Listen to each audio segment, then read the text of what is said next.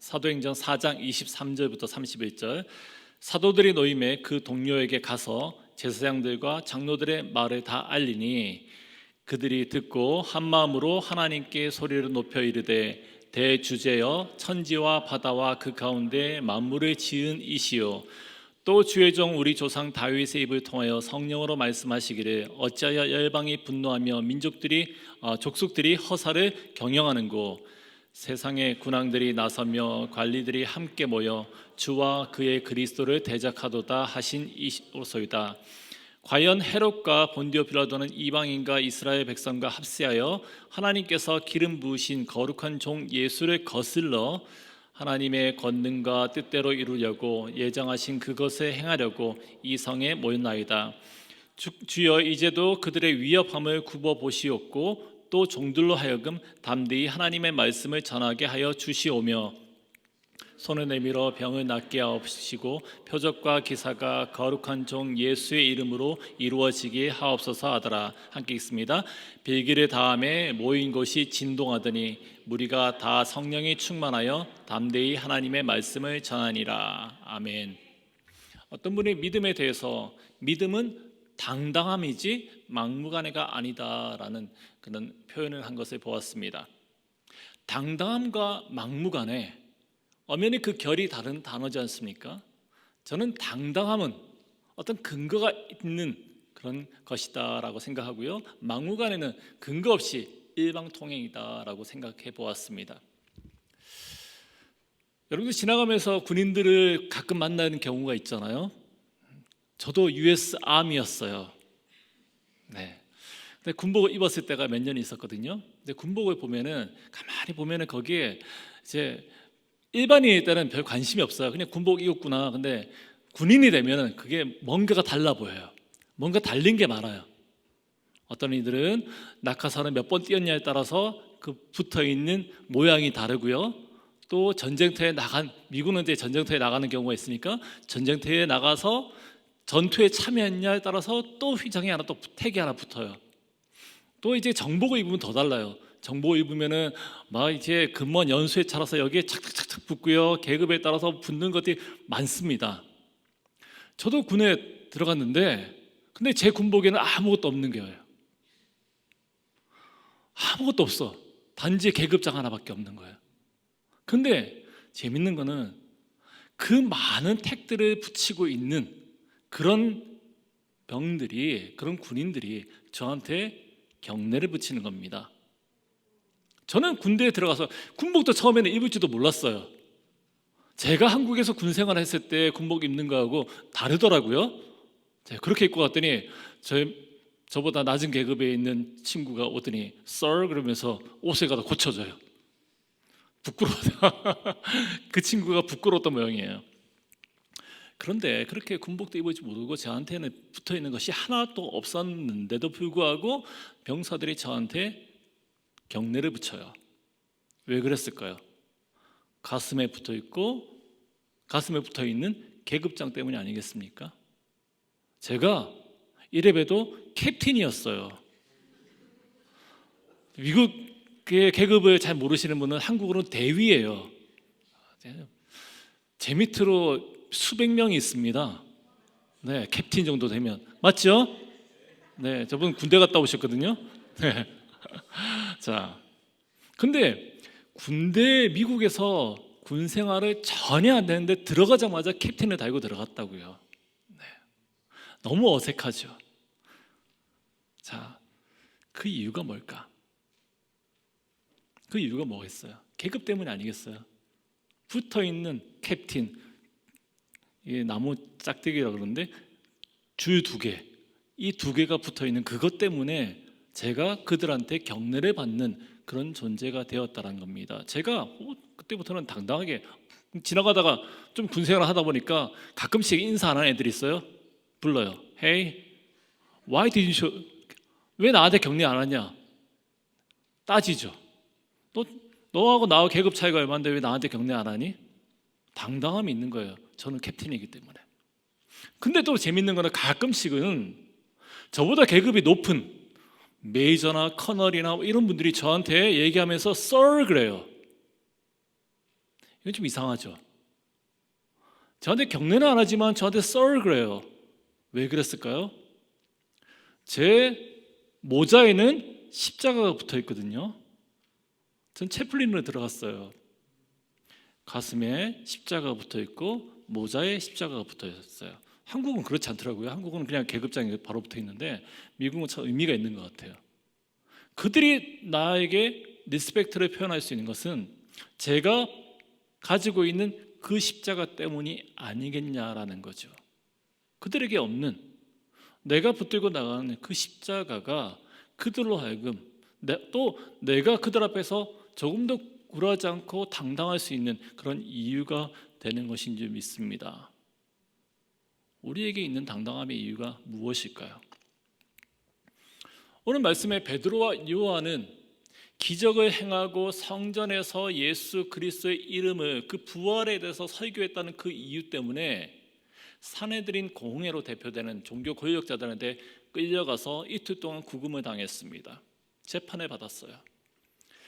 하지만 공회는 그들을 더 이상 가두어둘 어떤 제목을 찾지 못했습니다. 결국 사도들을 풀어줘요. 그러면서 그들에게 예수의 이름으로 절대로 말하지도 말고 가르치지도 말라라고 명령을 했습니다. 당시 최고 권력자들이에요. 얼마든지 한 사람을 죽이고 살릴 수 있는 그런 권력이 있던 사람들이었습니다. 그들이 내린 명령이었어요. 또다시 예수를 그렇게 전하기만 하면 죽을 각오해라 라는 그런 경고였죠. 하지만 사도들은 19절 말씀과 같이 하나님 앞에서 너희의 말을 듣는 것이 하나님의 말씀을 듣는 것보다 옳은가 판단하라 라고 오히려 당당하게 그들에게 맞섰습니다. 그들은 살기 위해서 권력자들에게 비굴하려고 또 굴복하거나 협상하려고 하지 않았습니다. 이런 그들의 모습에 권력자들은 굉장히 당황했을 거예요. 조금도 두려워하지 않는 그들의 당당함에 놀라고 또 두려워했을 것입니다. 도대체 쟤네들은 뭐지? 여러분들은 세상은 사탄 마귀는 누구를 가장 두려워할까요? 돌로 떡덩이를 만들기를 거부하는 이들을 두려워합니다. 뛰어내리면 되는데 절하기만 하면 되는데 천하만국을 다 얻을 수가 있는데 그렇게 하기를 거부하는 이들을 두려워합니다. 그렇게 자신들이 그 세력들이 제공하는 형벌을 두려워하지도 않고 그들이 제공하는 보상도 또한 받기를 거부하고 그들이 제공하는 자유를 또한 부인하고 그들이 제공하는 미래에 또 매료되지 않는 그런 자들을 가장 두려워한다는 겁니다. 자신들의 권력과 부를 시시하게 여기는 자들을 또한 가장 두려워한다는 거죠. 오늘 우리가 읽은 본문의 말씀은 그렇게 풀려난 사도들이 곧장 다른 동료에게로 돌아가는 일에 대해서 쓰고 있습니다. 다른 동료들, 오순절 성령 강림 사건의 그 결과로 생겨난 공동체였습니다. 새로운 교회가 탄생한 것입니다. 23절입니다. 사도들이 노임에 그 동료들에게 가서 제사장들과 장로들의 말을 다 알리니. 푸연한 사도들은 교회 공동체로 달려들어가서 자신들이 당한 재판에 대해서 또 예수의 이름을 전하지 말라라는 그런 경고를 다 전했을 것입니다. 그리고 그들의 경고에도 불구하고 어떻게 담대하게 그들 앞에서 누구의 말을 듣는 것이 옳은가 이렇게 판단하라 그런 선포도 하였다, 그런 보고도 하였을 것입니다. 가만 보니까 이건 사실상 간증이지요. 승리의 보고였어요. 그들의 간증에 교회 공동체는 감사와 기쁨과 찬양이 넘쳤을 것입니다. 하나님께 영광을 올려드렸을 거예요. 하지만 또 한편으로는 사도들이 받은 그 경고에 그들은 크게 긴장하였을 것입니다. 신앙의 큰 위기였어요. 예수 그리스도의 이름으로 말하지도 전하지도 아무것도 하지 말라는 것, 이것은 주님께서 일찍이 주셨던 명령이잖아요. 가서 나의 이름으로 복음을 선포하라 했는데 그 명령을 지키지 말라라는 거예요. 그리스도인으로서의 그 정체성을 부인하라는 것입니다. 포기하라는 거예요. 이에 믿음의 공동체는 어떤 반응을 보입니까? 망설임과 두려움이었습니까? 아니었어요. 조금 전에 읽었던 말씀처럼 그들은 기도하였습니다. 신앙의 큰 위기에 내몰렸던 초대 교회 성도들이 지금 기도하였다라는 거예요. 그들의 기도의 모습을 살펴보면서 우리가 또한 어떤 교훈을 받을 것인가에 대해 함께 나눠보기를 원합니다. 첫 번째로 이들은 한 마음으로 기도하였습니다. 24절입니다. 그들이 듣고 한 마음으로 하나님께 소리를 높여 이르되. 그들은 모두가 한 마음이었습니다. 한 마음은 말 그대로 마음이 갈라지지 않고 모두가 같은 곳을 바라는 것입니다. 그렇게 나아간다는 의미가 아니겠습니까? 이미 공동체, 그 성도들은 영적으로 하나가 되었던 공동체 식구들이었습니다. 예수님의 이름으로 말하지도 가르치지도 말라, 이 경고는 사실 빈말이 아니었어요. 다음엔 경고로 그치지 않겠다는 무자비한, 무시무시한 그런 협박이었습니다. 실제로 사도행전 전체를 볼 때 이 경고는 그 다음에는 더 심한 박해로 이어졌습니다. 지금 이틀 동안 감옥에 갇혔잖아요. 다음에는 채찍질해요. 그 다음에는 돌을 던졌어요. 그때 죽은 이가 스데반이었습니다. 그 다음은 예루살렘 성에 큰 박해가 일어났습니다. 각 집에 들어가서 예수 믿는 자들을 다 끌어냈어요. 그래서 옥에 가두었습니다. 그리고 고문을 행했어요. 그리고 요한의 형제 사도 야고보를 칼로 죽였습니다. 날이 갈수록 박해의 강도는 점점 더 심해집니다. 앞으로 이러한 일들이 이렇게 일어날 것이다. 그리스도 공동체는 충분히 짐작하고도 남았을 거예요. 걱정은 독이다, 이런 표현이 있지 않습니까? 미래에 대한 그런 공포와 걱정들은 독과 같이 공동체 전체에 퍼져들어가서 결국에는 공동체를 파괴할 수 있는, 그들로 하여금 예수 그리스도를 부인하며 떠나게 만드는 이유가 될 수 있었을 것입니다. 그런 상황에서 믿음의 공동체는 어떤 반응을 보였습니까? 모두가 한 마음으로 기도하였습니다. 기도는 위기의 상황에서 선택할 수 있는 최선의 방책입니다. 그 이유는 하나님께 기도하기 때문이에요. 기도를 들으시는 이가 하나님이기 때문입니다. 이들이 기도하는 하나님은 누구이십니까? 초대교회 성도들은 기도를 하면서 하나님을 대주제로 천지와 바다와 그 가운데 만물을 지으신 이로 고백하고 있습니다. 하나님은 만물을 창조하신 분입니다. 그들은 자신들을 포함해서 세상에 보여지는 모든 것들, 보이지 않는 것들, 심지어 그들을 박해하는 그 원수들까지도 하나님께서는 창조하셨고요, 역사 전체를 끌고 나가시는, 하나님께서 원하시는 그 계획대로 끌고 나가시는 그런 분이심을 믿었습니다. 그 하나님께서 어떤 환난 가운데서도 자신들을 구원해내시고 설령 죽음을 당한다 할지라도 당신의 일을 결국엔 이루어내시고 결국에는 그 영혼한 하나님 나라로 끌고 나가실 것을 이끌어 주실 분이심을 그들은 믿음으로 고백했다는 거예요.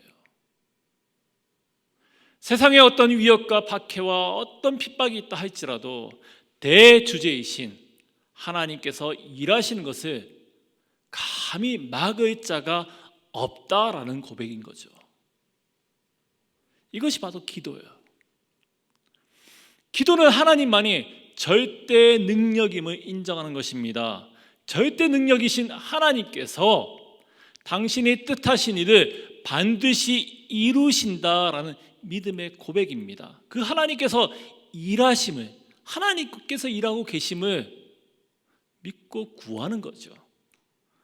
그래서 기도는 가장 적극적인 믿음의 행동이라고 할 수 있습니다. 우리 그리스도인들이 불의한 세상에 대해서 기도하자고 외칠 때 세상은 그리스도인을 향해서 이렇게 비난할 수가 있어요. 행동하지 않고 그저 모여서 기도한다고? 비겁한 자들이라고 비난할 수도 있습니다. 그것은 우리 그리스도인들을 잘못 평가한 거예요. 우리 그리스도인들의 신앙이 위협받는 그런 상황에서, 이 세상에서, 이 사회의 정의가 무너져갔을 때 기도로서 신앙을 표현하는 자들입니다. 우리 조금 전에 집사님께서 기도해 주셨잖아요. 정말 얼마나 고민 가운데서, 안타까운 가운데서 그런 기도를 하였을지 모르겠어요. 세상은 우리를 향해서 이러쿵저러쿵 얘기하지만 우리는 기도로서 신앙을 표현하는 겁니다. 기도는 겁쟁이들의 그런 종교 행위가 아닙니다. 가장 적극적이고 실천적인 신앙의 행위인 줄 믿습니다. 그래서 기도는 용기 있는 자들만이 하는 거예요. 대주제이신 하나님을 믿기에 기도하는 겁니다. 일을 행하시는 분은 다름 아니라 대주제, 그 하나님이시기 때문이에요. 천지를 창조하신 하나님 앞에 그 어떤 장애도 위협되지 않는다는 겁니다. 우리가 말씀을 나눈 이후에 주 여호와는 광대하시도다라는 찬양을 함께 드리고 싶어요. 광대하신 주님께서 모든 원수를 멸하시고 승리를 주시는 분이시다라는 그런 고백입니다. 광대하신 하나님, 오늘 말씀의 표현에 따르면 대주제이신 하나님, 온 땅과 하늘 위에 홀로 계신 하나님, 유일한 영광을 받으시는 하나님, 그 하나님 앞에 우리가 기도함으로 전적으로 의지하고 나가는 거예요. 하나님께서 일하시옵소서. 하나님의 일하신 가운데 우리가 믿음으로 순종하며 나가겠습니다. 나는 비록 이럴지라도, 세상이 이렇게 험악하고 혼란스럽다 할지라도 그럼에도 불구하고 하나님께서 일하시고 계십니다. 하나님의 일을 결국에는 이루어 나가실 것입니다. 그 믿음으로 우리가 기도하는 겁니다. 대주제이신 하나님이 일하셔야 하기 때문에 우리는 기도하는 거예요. 내가 기도하지 않으면 다른 누군가가 기도하는 거예요. 그 자리에 내가 기도하는 자로 쓰임받는 것이 감사한 일이 아니겠어요? 우리를 복음으로 부르셨는데, 기도하는 자로 부르셨는데 그 사명을 하나님께서 감당하기를 원하시는 거예요.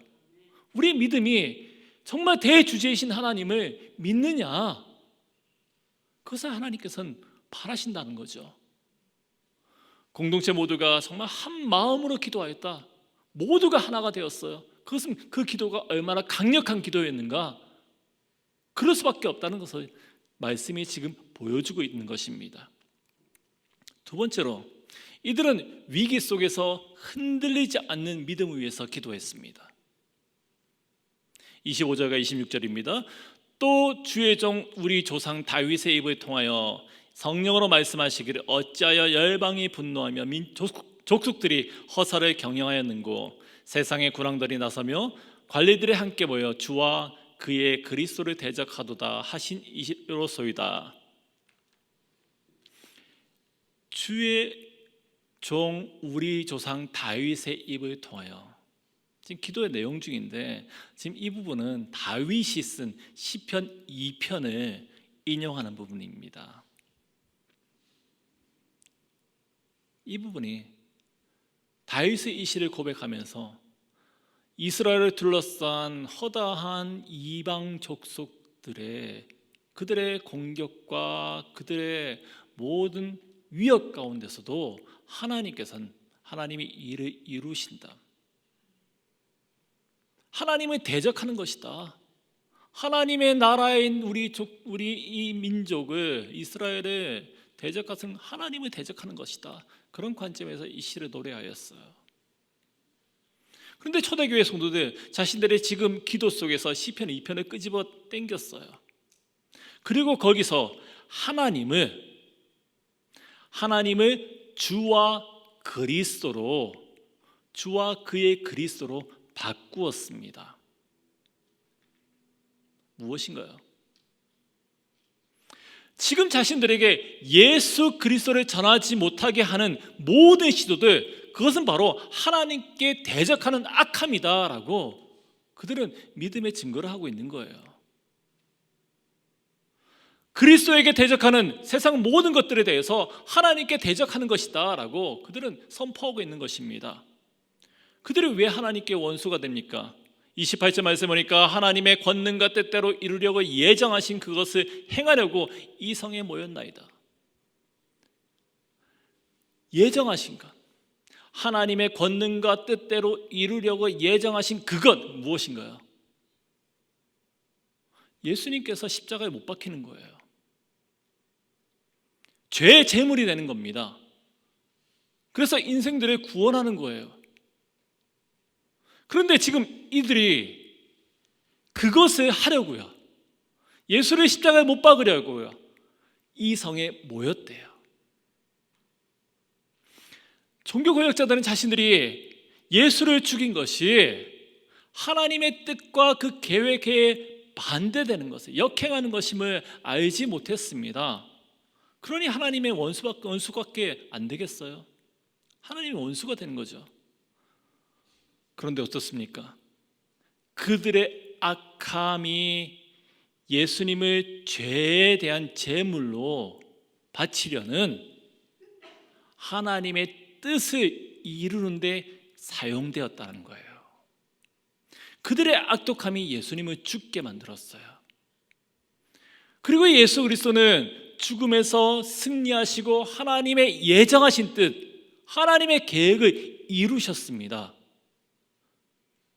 그들의 악함이 오히려 하나님의 뜻을 이루는데 쓰임을 받은 것입니다. 이것을 우리는 역사를 주관하시는 하나님의 섭리라고 얘기해요.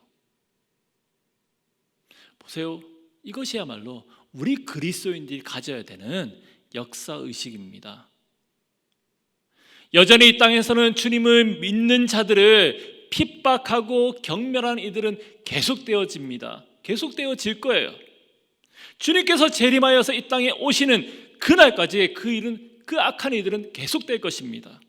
그럼에도 불구하고 우리 그리스도인들이 가져야 될 역사의식은 하나님께서는 당신의 뜻을 반드시 이루신다는 거예요. 그것을 위해서 세상의 악함마저도 들어서 사용하고 계신다라는 겁니다. 하나님의 때에 반드시 주님은 오실 것입니다. 우리는 주님의 오실 날을 기대하면서 마라나타 어서 오시옵소서라고 우리는 고백하면서 찬양하는 그런 존재들입니다. 기다리는 자들이에요. 분명히 세상의 악함이 주님 오실 날을 더 당길 것입니다. 그런 믿음 가운데 초대교회 성도들은 29절 말씀과 같이 이렇게 기도합니다. 함께 읽을까요? 29절 시작. 주여 이제도 그들의 위협함을 굽어보시옵고 또 종들로 하여금 담대히 하나님의 말씀을 전하게 하여 주시옵.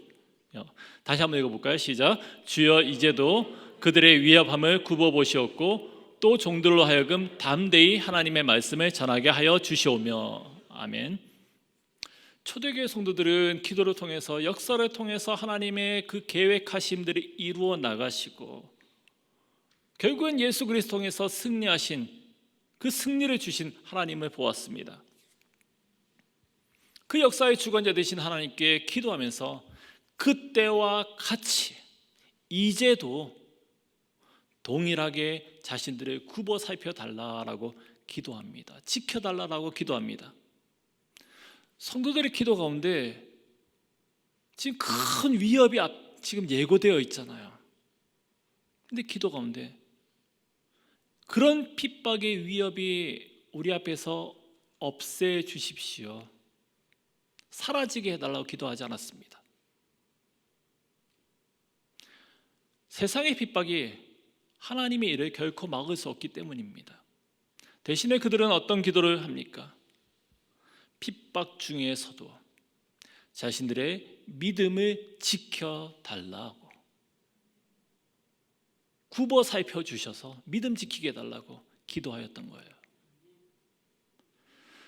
그렇죠.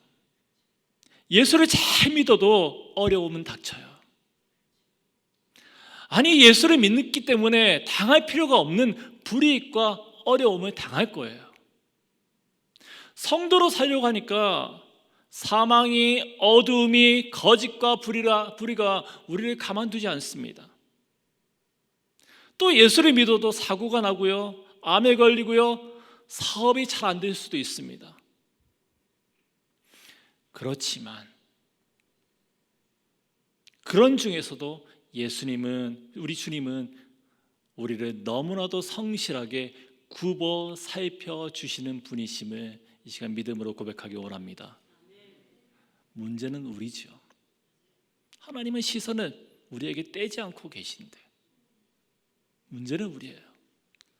하나님은 언제나 동일하신데 내게 닥치는 그 모든 역사의 현장, 그 부분들 때문에 주저하고 두려워함으로 흔들리고 넘어지는 겁니다. 어떤 상황에도 흔들리지 않는 그런 견고한 믿음을 주시옵소서 하는 그런 기도가 우리의 기도가 되길 원합니다. 세 번째로 이들은 담대하게 하나님의 말씀을 전하게 해달라고 기도하였습니다. 초대교회 성도들은 예수님 때문에 불어닥칠 환난에 대해서 피하게 해달라고 기도하지 않았습니다. 하늘에 불을 내려서 저 원수들을 다 멸하게 해주십시오, 그렇게 기도하지 않았습니다. 오히려 자신들을 위해서 계속 기도해요. 핍박이 있고 환난이 있다 할지라도 담대하게 하나님 말씀을 전할 수 있도록 해달라, 그 기도하고 있어요. 그들의 기도의 핵심은 하나님 말씀을 전하는 거였습니다. 주님께서 부탁하신 그 사명을 감당하는 거였습니다. 세상을 이기는 그리스도인으로 사는 거예요. 세상은 그리스도인들에게 예수를 전하지 말라고 경고했습니다. 두려워할 수밖에 없는 그런 공포스러운, 그런 엄중한 그런 경고였어요. 초대교회 성도들도 사실 실제로는 굉장히 두려웠을 거예요. 하지만 그 두려움 앞에서 자신의 능력이 아니라 하나님의 도우심을 구하고 있습니다. 어떤 저항과 반대에도 불구하고 살아계신 예수 그리스도의 복음을 전할 수 있는 담대함을 내게 주시옵소서. 그들이 시험 당하지 않는 것이 아니죠. 그들이 아프지 않은 것도 아니죠. 그들이 두렵지 않는 것도 아니죠. 똑같이 세상 사람들 누구나 겪고 있는 그 모든 것들을 경험하고 생각하고 고민함에도 불구하고 내가 그런 이들 때문에 예수 그리스도를 담대하게 전하는 것을 내가 멈추지 않게 해주십시오. 나는 이것이 나에게 주어진 사명입니다. 이것을 위해서 기도하였다는 거예요. 이런 기도가 우리 가운데 있기를 원합니다. 세상은 여전히 우리가 그리스도인임을 기뻐하지 않습니다. 때로는 광포함을 가지고 때로는 우리를 회유하면서 생명의 진리에게 빛의 길에서 돌아서라 방해하고 막으려고 해요. 우리가 가는 그 길이 진리가 아니다라고 속이기도 합니다. 세상은 우리에게 예수만이 길이다, 그 말하는 것을 포기하라고 얘기해요. 그렇게 한다면 평안과 안식을 주겠다, 잘 먹고 잘 살게 해주겠다, 이렇게 우리를 속여요. 그런 세상을 향해서 우리에게 필요한 것은 담대하게 세상을 향하여서 주 예수 그리스도만이 진리입니다, 그 길만이 생명의 길입니다, 다른 것은 없습니다 라고 선포하는 것입니다. 그런 담대함이 우리 가운데 있기를 원합니다.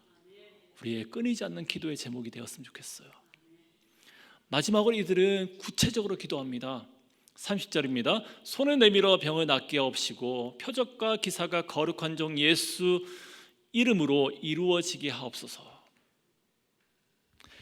이들 초대교회 공동체 이 성도들 담대함과 더불어서 기적과 표적과 기사를 허락하여 주시옵소서, 보여주시옵소서, 그런 기도를 해요. 자신들이 복음을 선포하는 그 현장에 이런 기적의 역사들이 일어나게 해달라고 구하고 있습니다. 사람들의 관심을 끌기 위해서 이런 기적들이 일어나는 것이 아니에요.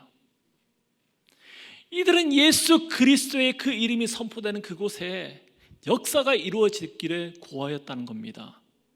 예수 그리스도의 그 이름이 아픔과 상처와 고통의 죽음의 문제를 넘어서서 실질적으로 치유를 일으키고 회복을 일으키고 평안을 가져다 주고 하나님 나라의 모습이 이런 것임을 그들로 하여금, 저 세상 사람들로 하여금 맛보게 해달라는 그런 기도였던 겁니다.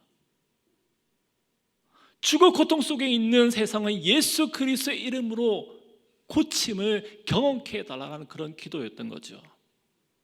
이렇듯이 사도들의 기도는 모호하거나 추상적이지 않았습니다. 두리뭉실하지 않았습니다. 왜 그렇습니까?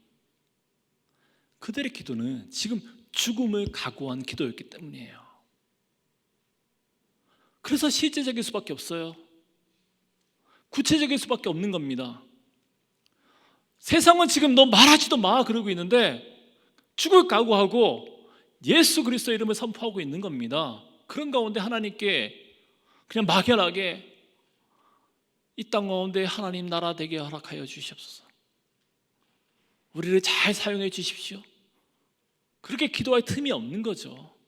하나님이 역사가 지금 일어나게 해달라고, 나를 그 복음의 주인공으로 사용해 달라고 그런 갈급한, 간절한, 긴급한 기도를 하고 있는 겁니다. 여러분, 우리는 세상 속에서 영적 죽음의 위기를, 그 죽음의 위기에 맞서는 존재들입니다. 우리 앞에 누군가의 영혼이 죽어가고 있어요. 죽음 앞에서 어떤 이유도 핑계가 될 수 없지 않습니까? 죽음이 예고되어 있는데 왜 죽어야 되고 어떤 과정이 있고 이거 다 필요 없잖아요. 당장에 죽는 이에게 필요한 것은 뭡니까? 어떻게 하면 살 수 있느냐가 아니겠어요? 살려야 되는 것이 아니겠어요? 세상이 말하지도 전하지도 말라 하는 그 예수만이 세상을 살릴 수 있다면, 죽은 자를 살릴 수 있다면 선포해야죠. 우리의 기도가 그런 기도가 되길 원해요. 여러분 주위에 그런 죽어있는 이들이 있습니까? 그 영혼 붙들고 예수 그리스도의 이름을 선포해야 돼요. 그 능력이 드러나기를 하나님께서 역사해 달라고, 그 자리에 그 심령이 변화되어지고 주님께 돌아오는 역사가 일어나게 해달라고 각오를 하고 기도해야 되는 겁니다. 기도할 때 하나님이 일하십니다. 기도할 때 하나님께서 임재하십니다. 기도할 때 세상을 이길 수 있습니다. 기도할 때 세상을 이기는 그 생명의 복음을 담대히 전할 수 있는 줄 믿습니다. 그렇게 기도하였더니 어떤 일이 일어났습니까? 31절입니다. 빌기를 다음에 모든 것이 진동하더니 무리가 다 성령이 충만하며 담대히 하나님 말씀을 전하니라. 그렇게 성도들이 기도하였더니 땅이 진동하고 흔들렸습니다. 구약에서 보면은 하나님께서 강력하게 임재하시는 그 자리에 세상이 흔들렸습니다. 마찬가지로 그들이 모인 그곳에 세상이 흔들리는, 땅이 흔들리는 진동이 느껴졌어요. 성도들은 어떤 생각을 했겠습니까? 온몸으로 알게 된 거죠. 하나님께서 나의 기도를 들으셨구나, 하나님께서 기뻐하시구나, 하나님께서 함께 하시구나, 그 사실을 이들이 경험하지 않았겠습니까? 세상은 비록 흔들린다 할지라도 이 세상을 끌고 나가시는 대주제 되신 하나님께서 나를 붙들고 계시는구나, 나는 세상이 아무리 흔들려도 나는 결코 흔들리지 않겠다라는 믿음의 결단이 그들 가운데 나오지 않았겠습니까? 그런 믿음으로 그들의 기도와 같이 이들은 담대히 하나님의 말씀을 전하였습니다. 이것이 그들의 기도의 결론이에요. 오늘 우리는 복음을 전한다는 이유 때문에 고난과 협박을 받은 이들이 어떻게 반응했는지에 대해서 살펴보았습니다. 무엇이었습니까? 이들은 한 마음으로 기도하였습니다. 어떤 위협과 방해에도 불구하고 예수 그리스도의 살아계심을 선포할 수 있는 담대함을 달라고 기도하였습니다. 상황에 발목 잡히는 것이 아니라 그 모든 역사를 주관하시는 하나님의 능력을 보았습니다. 그렇게 그들의 기도는 구체적이고요, 간절할 수밖에 없었습니다. 오직 예수 그리스도만을 선포하고 예수 그리스도를 믿는 그리스도인으로서 살기를 구하는 그런 기도였다는 거죠. 우리가 그런 기도의 사람이 되기를 소망합니다. 기도는 세상을 향한 가장 강력한 저항의 몸짓입니다. 사람의 말보다 하나님의 말을 듣겠다라는 선언이에요. 세상의 횡포와 폭력에 분노하면서 맞서는 겁니다. 그리스도인답게 당당하게 온 땅의 주인 되어 주신 광대하신 하나님, 살아계신 주 예수 그리스도를 우리가 정말 선포하는 존재로 이 땅을 살아가길 원합니다. 성령의 기름 부으심으로 날마다 우리의 삶이 믿음의 당당함을 드러내는 그런 모습이 되기를, 그런 존재가 되기를 주님의 이름으로 축원합니다. 기도하겠습니다.